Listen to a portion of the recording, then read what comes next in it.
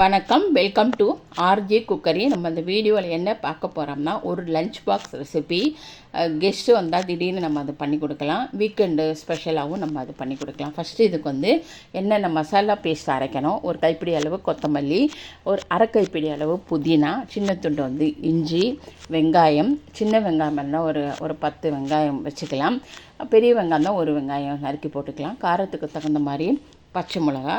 இந்த மசாலா பேஸ்ட்டுக்கு தேவையான கொஞ்சோண்டு உப்பு எல்லாமே சேர்த்து தண்ணியே விடாமல் நம்ம நைஸ் பேஸ்ட்டாக அரைச்சி ரெடியாக எடுத்து நம்ம வச்சுப்போம். அதுக்கப்புறமா அது இப்போ பாஸ்மதி ரைஸ் ஆனால் நம்ம என்ன ஒரு கப்பு எடுத்தானா நல்லா அது ஃபஸ்ட்டு நம்ம வாஷ் பண்ணிவிட்டு 2 கப்பு தண்ணி வச்சு ஒரு 20 நிமிஷம் ஊற வச்சுட்டு குக்கரில் 2 விசில் வந்தால் போதும். அது ரெடியாக எடுத்து வச்சுப்போம். அப்புறம் தேவையான காய்கறிகள் வெங்காயம், அப்புறம் இந்த தக்காளி, க்ரீன் பீஸு, அப்புறமா எல்லாம் என்னென்ன காய்கறி கேரட்டு, பீன்ஸு, காலிஃப்ளவர்னால் காலிஃப்ளவரும் போட்டுக்கலாம். அதுக்கப்புறம் நான் ஸ்வீட் கார்னும் எடுத்து வச்சுருக்கேன். அதுவும் நம்ம ரெடியாக நறுக்கி எடுத்து வச்சுக்கலாம். இதெல்லாம் ரெடியாக இருந்ததுன்னா 10 நிமிஷம் நமக்கு அது பண்ணிடலாம்.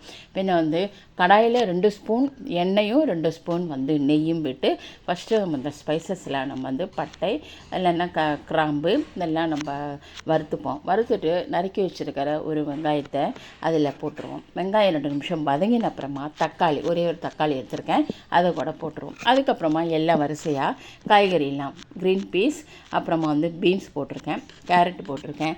அதுக்கப்புறமா இந்த ஸ்வீட் கார்ன் அதையும் போட்டு கொஞ்சம் லைட்டாக தண்ணி விட்டு தட்டை போட்டு எடுத்து மூடி எடுத்து நம்ம வச்சுருவோம். இது ரொம்ப அதிகமாகவும் குழவாகவும் வேகப்படாது, கொஞ்சம் க்ரன்ச்சியாக இருக்கலாம்.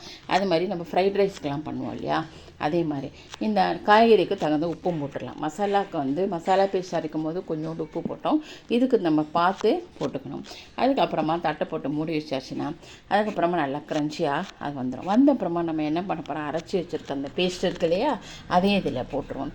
அது பச்சையாக தானே அரைச்சிருக்கோம், அது நல்லா அதோட பச்சை வாசனை போகிறதுக்காக அப்புறம் இந்த காய்கறிகள் எல்லாம் மிக்சிங் ஆகி வரணும். அதனால் அது ஒரு சிம்மில் வச்சு ஒரு தட்டை போட்டு மூடிட்டு ஒரு 10 நிமிஷங்குள்ளே ஒரு 6-7-8 நிமிஷம் நல்லா அது வதங்கட்டும். வதங்கின அப்புறமா இப்போ நம்ம பாருங்க அதில் உள்ள தண்ணி எல்லாம் போய் எல்லாம் மிக்சிங் ஆயாச்சு, பச்சை வாசனை போயாச்சு. நம்ம சாதம் வெடித்து வச்சுருக்கோம் இல்லையா, அதையும் இதை போட்டு மிக்ஸ் பண்ணியாச்சுன்னா ரொம்ப ரொம்ப ரொம்ப டேஸ்டியான, ரொம்ப உடம்புக்கு ஹெல்த்தியானதும் கூட. இது இப்போ குழந்தைகள்லாம் காய்கறிலாம் தனியாக கொடுத்தா சாப்பிட மாட்டான். இந்த மாதிரி நான் மிக்ஸ் பண்ணி கொடுத்து அவளுக்கு லஞ்ச் பாக்ஸ் ரெசிபி அவங்க கொடுக்கலாம். கெஸ்ட் எல்லாம் வந்தாச்சுன்னா அவளுக்கு இது ஸ்பெஷலாக ஒரு வித்தியாசமாக இருக்கும், அது பண்ணி கொடுக்கலாம். இதுக்கு தொட்டுக்கிறதுக்கு ரைத்தா, வத்தல் பொரிச்சு வச்சுக்கலாம். ரொம்ப ஒரு ஹெல்த்தியான ரெசிபி இது. இந்த ரெசிபி உங்களுக்கு முன்னாடியே தெரிஞ்சதுன்னா ஸ்கிப் பண்ணிவிடுங்க. புதுசாக இப்போ தான் என்னோடய சேனலை பார்க்குறவாளுக்கு இந்த ரெசிபி ரொம்ப பிரயோஜனமாக இருக்கும் நினைக்கிறேன். இது வரைக்கும் என்னோடய சேனலை சப்ஸ்கிரைப் பண்ணலைன்னா please subscribe my channel. Thank you.